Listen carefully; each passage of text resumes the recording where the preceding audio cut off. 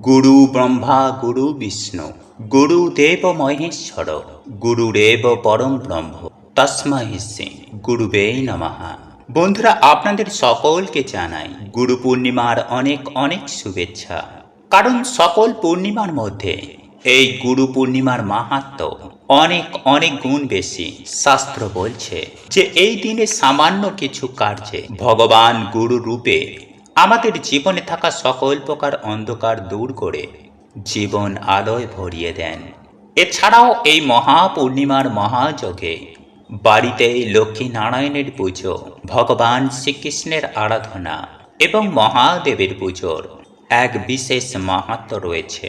কারণ মহাদেবী হচ্ছেন আদি গুরু। তাই বন্ধুরা, জীবনে সৌভাগ্যের উদয় ঘটাতে, বাড়িতে মা লক্ষ্মী ও ভগবানের কৃপা প্রাপ্তি করতে আজকের দিনে সামান্য নিয়মগুলি কিন্তু আপনারা অবশ্যই মেনে চলুন।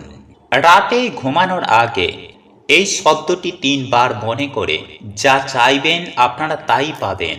এই দিনে তুলসী গাছে কি বেঁধে রাখবেন এবং এই দিনে আপনারা কি করবেন, কি খাবেন, কি খাবেন না এবং কোন কার্য আপনারা আজকের দিনে করবেন না, মা লক্ষ্মী ও ভগবান বিষ্ণু কোন প্রিয় ফুল আজকের দিনে ঘরে রাখলে বাড়ির শ্রীবৃদ্ধি ঘটে, আয় উন্নতি বাড়ে, পরিবারের সুখ শান্তি সমৃদ্ধিতে ভরে ওঠে।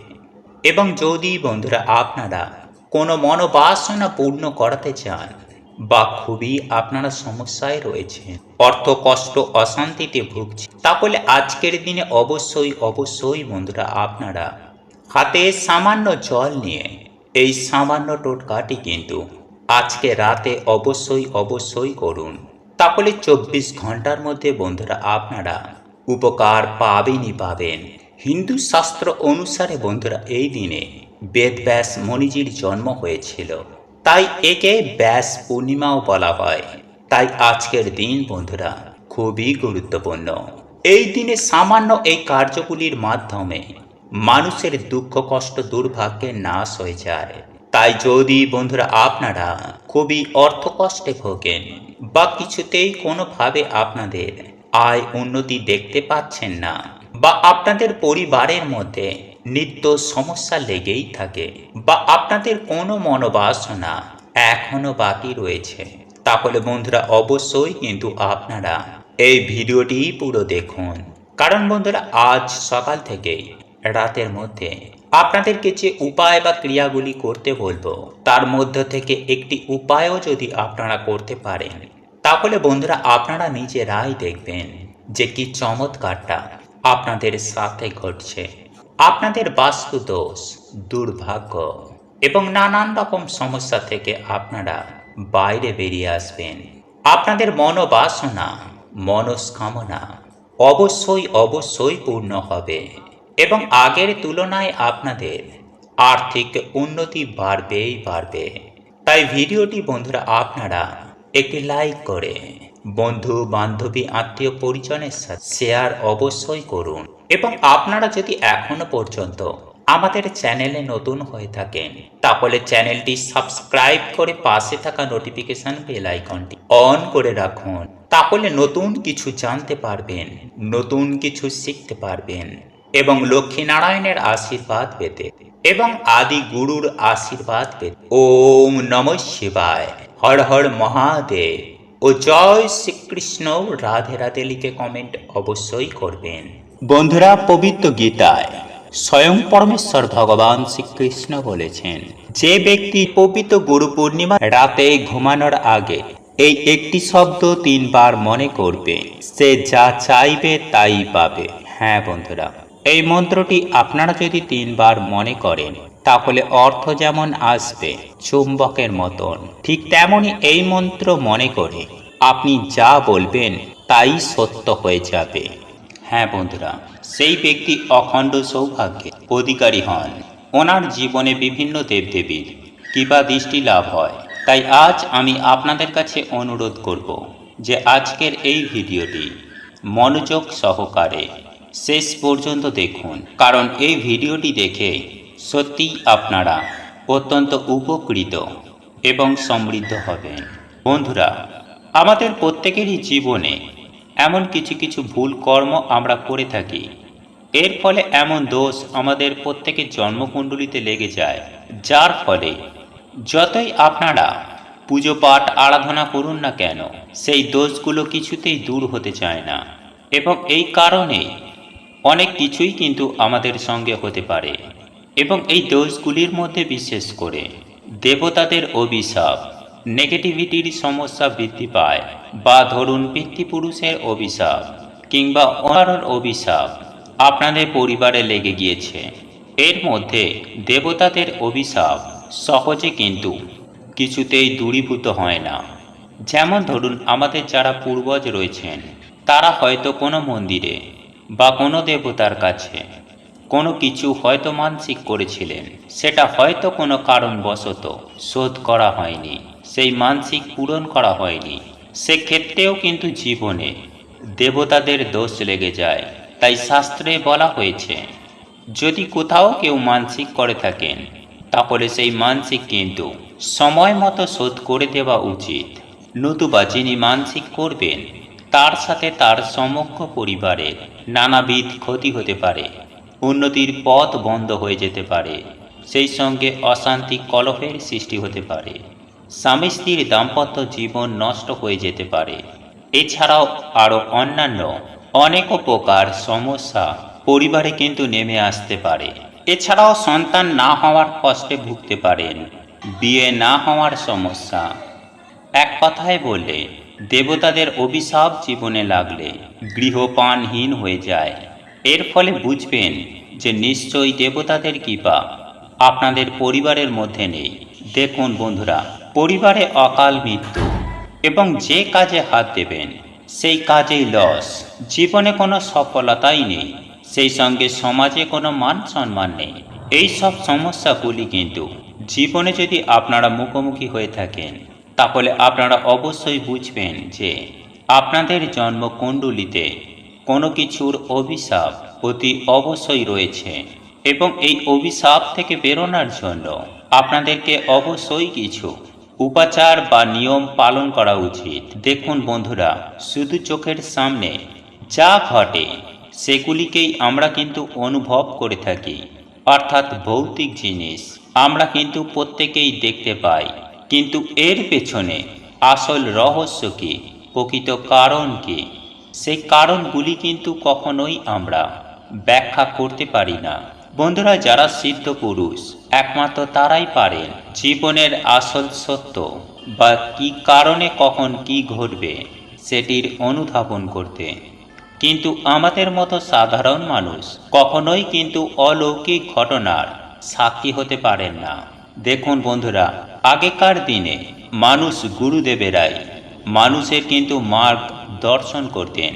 কিন্তু আজকের দিনে যেহেতু মানুষের এত সময় নেই, সকলেই অত্যন্ত কাজে ব্যস্ত, সেহেতু কারোর কোনো গুরুদেবই নেই, যার ফলে সঠিক গুরুদেবের মার্গদর্শন থেকে আমরা কিন্তু প্রত্যেকেই বঞ্চিত।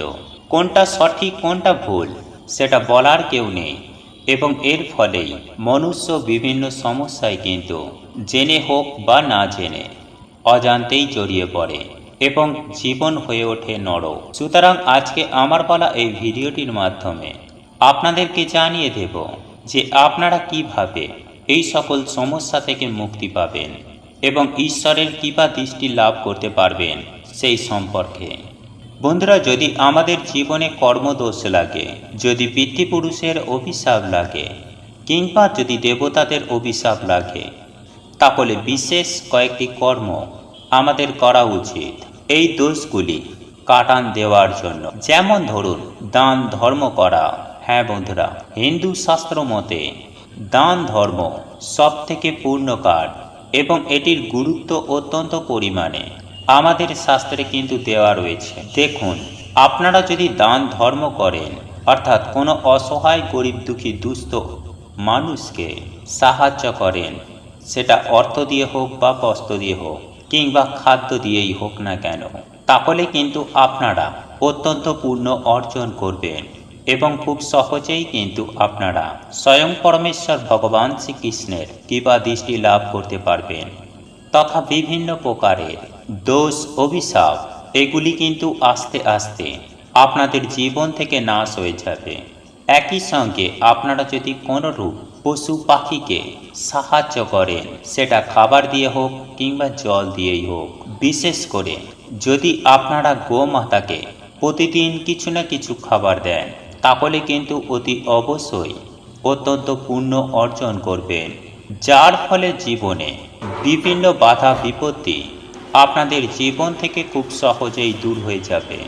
দেখুন বন্ধুরা, যদি আপনারা কোনো গরিব অসহায় দুঃখী মানুষকে বা পশু পাখিদের সাহায্য করেন, তাহলে তাদের আশীর্বাদ আপনারা লাভ করবেন এবং আপনাদের জন্মকুণ্ডলিতে থাকা বিভিন্ন দোষ আস্তে আস্তে আপনাদের জন্মকুণ্ডলী থেকে কেটে যাবে। এরপর দ্বিতীয় বিষয়টি হলো বন্ধুরা, অতি অবশ্যই আপনারা মানুষের সেবা করবেন। বাড়িতে যারা বড়রা রয়েছেন, পিতা মাতা রয়েছেন, তাদের সেবা করবেন বা ঈশ্বরের সান্নিধ্য লাভের আশায় আপনারা কিন্তু ঈশ্বরেরও সেবা করবেন। বন্ধুরা, জীবনে যদি সত্যি ঈশ্বর লাভ করতে চান, তাহলে অবশ্যই নিজে মাতা পিতাকে এবং পশু পাখিদের সেবা করা উচিত।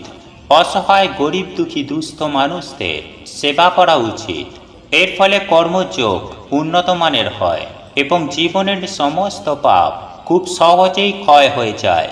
এবং আপনারা যদি ভক্তি যোগ করতে চান, তাহলে মন প্রাণ দিয়ে ঈশ্বরের প্রতি ভক্তি রাখুন, ঈশ্বরের প্রতি ভরসা রাখুন, ওনার শরণাপন্ন হন, ঈশ্বরকে মন থেকে ডাকুন। দেখবেন আপনাদের সমস্ত বাধা বিপত্তি, জ্বালা যন্ত্রণা, দুঃখ কষ্ট দারিদ্রতা খুব সহজেই দূরীভূত হয়ে গেছে। বন্ধুরা, এরপর আমি আপনাদের জানিয়ে দেব যে আপনারা কোন শব্দটি মনে মনে উচ্চারণ করে ঘুমাবেন, যার ফলে আপনাদের জীবনে সৌভাগ্য ফিরে আসবে। হ্যাঁ বন্ধুরা, এরই ফলে আপনাদের ঘুমন্ত ভাগ্য জেগে উঠবে। সেই সম্পর্কে বন্ধুরা, যদি আপনারা পরম ব্রহ্ম স্বয়ং পরমেশ্বর ভগবান শ্রীকৃষ্ণের আশীর্বাদ লাভ করতে চান, যদি আপনারা ওনার দয়া দৃষ্টি করুণা দৃষ্টি পেতে চান, তাহলে অতি অবশ্যই তুলসী মঞ্চে পরমেশ্বর ভগবান শ্রীকৃষ্ণের নামে ঘিয়ের বা সরিষার তেলের সুবিধা মতো একটি করে প্রদীপ প্রজ্বলিত করতে পারেন। এরপর আপনারা বাড়িতে নিত্য যেভাবে সন্ধ্যা আরতি করেন, ঠিক সেভাবেই বাড়িতে সন্ধ্যা দেবেন। তারপর রাত্রেবেলায় রাত্রিকালীন খাদ্য আহার গ্রহণ করার পর যখন আপনারা ঘুমাতে যাবেন, ঘুমানোর আগে তখন এই একটি বিশেষ শব্দ বা মন্ত্র, তাই আজ পবিত্র গুরু পূর্ণিমা রাতে জপ করবেন। আর এই মন্ত্রটি হলো, হে কৃষ্ণ করুণা সিন্ধু দীনবন্ধু জগৎপতে গোপেশ গোপিকা কান্ত রাধা কান্ত নমস্তুতে। বন্ধুরা, আপনারা এই মন্ত্রটি খাটে বসে জপ কখনোই করবেন না।